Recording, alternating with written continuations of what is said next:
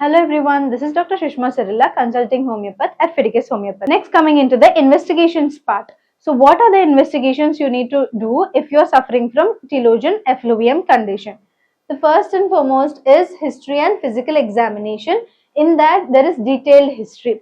If you are suffering from sudden hair loss after an event, what are the events? We will be discussing it in the causes. But if you are suffering from sudden hair fall, without any, you have not noticed any sort of a hair condition before, but suddenly you have started it, suddenly there is hair thinning, suddenly there is widening of the scalp, suddenly there is hair discoloration and there is pain in the root, then you should go to a doctor, have a doctor consultation where they will be taking the history part. If they will notice any sort of physical stressful history or an emotional stressful history, they will tell you certain investigation. So the first one is physical examination. We have already heard about this physical examination in male pattern and female pattern baldness. That is the pluck test. What is the pluck test? They will be taking a section of your hair.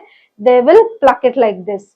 And when they do that to overall hair, all over the scalp, taking sections, if there is more than 10% hair fall or hair coming out during the pluck test, that is positive for hair fall. As you can see here in the picture, pull test or pluck test, if it is negative, then there is different condition. If it is positive, it is either telogen effluvium or alopecia, that is hair fall due to androgenic causes, that is male pattern and female pattern baldness. Then coming to the other types of tests. Remember, as I told you, it can be a physical stressful event. So what is physical stressful event?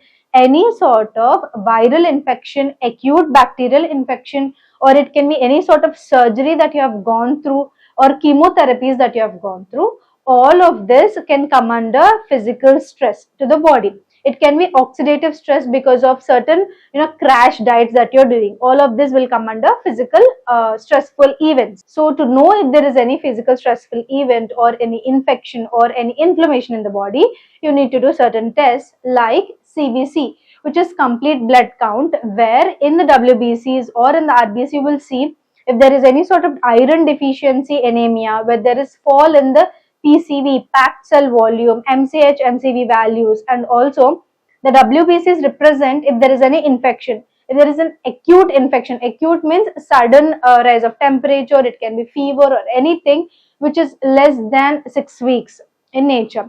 If there is that, there will be rise in the neutrophil count. If there is chronic infection or inflammation in the body or allergy in the body, you will have lymphocyte count raising and also the eosinophil count raising if you have any sort of allergies. So to know all of these, you need to do a CBC.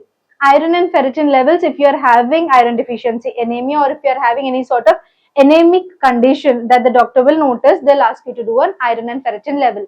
Vitamin D, vitamin B12 also, if you're having low absorption rate or if you are not taking enough food or if you're not being exposed to sunlight, that can also lead into telogen effluvium. Thyroid fluctuations are very important in people who are in their starting stages of thyroid will have telogen effluvium condition. And also raise in the ESR, which is erythrocyte sedimentation rate, which occurs in any sort of infection, either viral or bacterial. You will be having a raised ESR. If you're having a raised ESR after an infection, it will stay for some time even after an infection. So if there is raised ESR, that means there is physical stress which can lead into telogen effluvium. Next, what are the other kinds of tests that you need to do? According to, like, we have done the blood test, right, and the hormonal test. Now we need to do tests regarding the hair. So what are we doing? Trichogram, pictotrichogram and trichoscan. What is trichogram is that, as you can see here in the picture, they will pull out the hair and then they will be viewing under the microscope.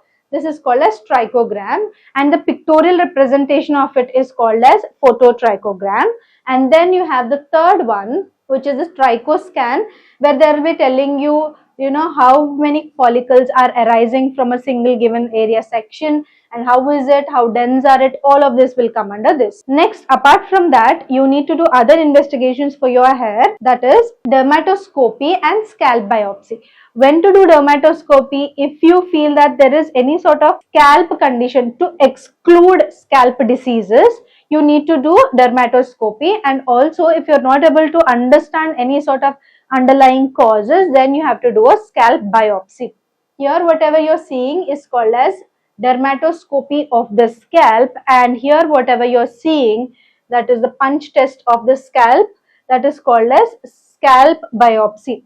See, if in the all the physical examinations or the investigations that we're doing, if there is nothing that you can trace out to be the cause of telogen effluvium, then we go into this section. Usually we will do the basic section, that is the CBC and hormonal test along with the trichogram test. Now coming into the consultation part, if you are suffering from hair fall issues and you would like to get in touch with us, we have two types of consultations here at Fidicus Homeopathy.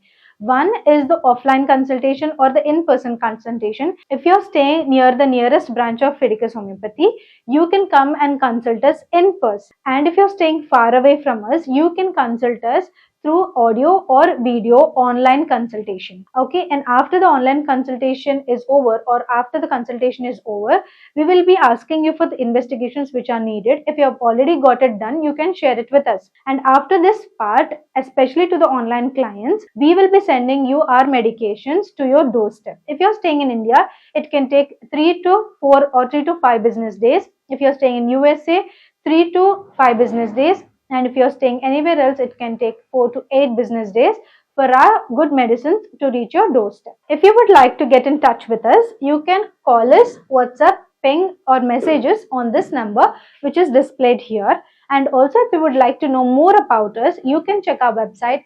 www.fidicus.com. If you're watching this video and you're suffering from hair fall or hair fall issues and you're looking for cure, why should you choose Fidicus Homeopathy? Here at Fidicus, we stand for highest chance of health and we follow 3 principles. What are that? First one, we are already having good success in hair fall cases. Second thing is our transparent treatment here at Fidicus. There is no gray area between the patient and the doctor. Here we will be talking to you about your case and also about your prognosis and the personal care here at Fidicus Homeopathy.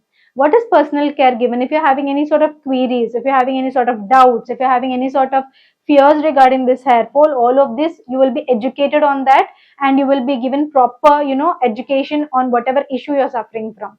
So if you're wanting to choose cure, choose Fidicus Homeopathy. Thank you.